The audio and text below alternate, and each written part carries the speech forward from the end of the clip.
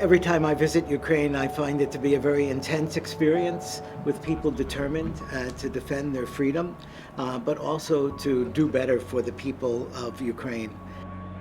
I'm so impressed with their complete dedication to the people who are affected by the war, which is the whole population, but especially to those who are internally displaced and have been uprooted from their own hometowns.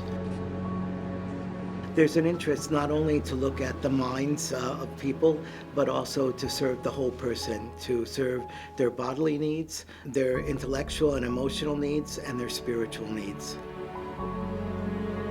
There's so many people that I've met that I've carried in my heart ever since I first visited Ukraine in last July after the war had started, and now even more. And there are so many children that I've met who are so fearful and so affected by this war.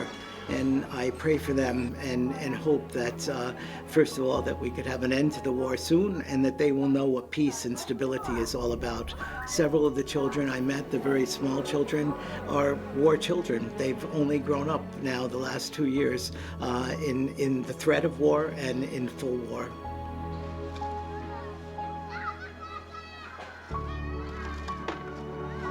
During a wartime situation, many organizations respond with the immediate needs of the people: food, shelter, clothing, being able to have some place that they could stay in a secure situation during the emergency. I think everyone could pray, and sometimes people think, well, what's that going to accomplish? But situations like this need God's help, and God has helped us find the solutions.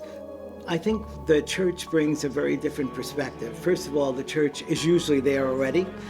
It will stay during the crisis, whether there's outside funding or budgets or not, and then it will be there afterwards too. So it's accompanying the people rather than simply responding to certain emergencies.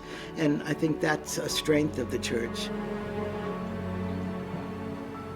My own organization, which is the International Catholic Migration Commission, that's decided to give some emergency aid, but also to focus much more on the mental health and the trauma treatment needs of people here. We've been supporting them, the organizations of the church in Ukraine that could provide that expertise, but needed the salaries to be able to pay these professionals so that they could be able to provide for their families.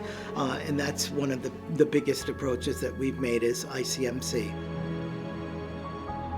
We have a colleague from the Catholic Health Association of the United States that's helping us to get the kind of medical equipment and medicines and supplies that are needed by the medical facilities here in Ukraine. And also my colleague Christian Kosko, who's helping to coordinate the work of the Catholic Response for Ukraine.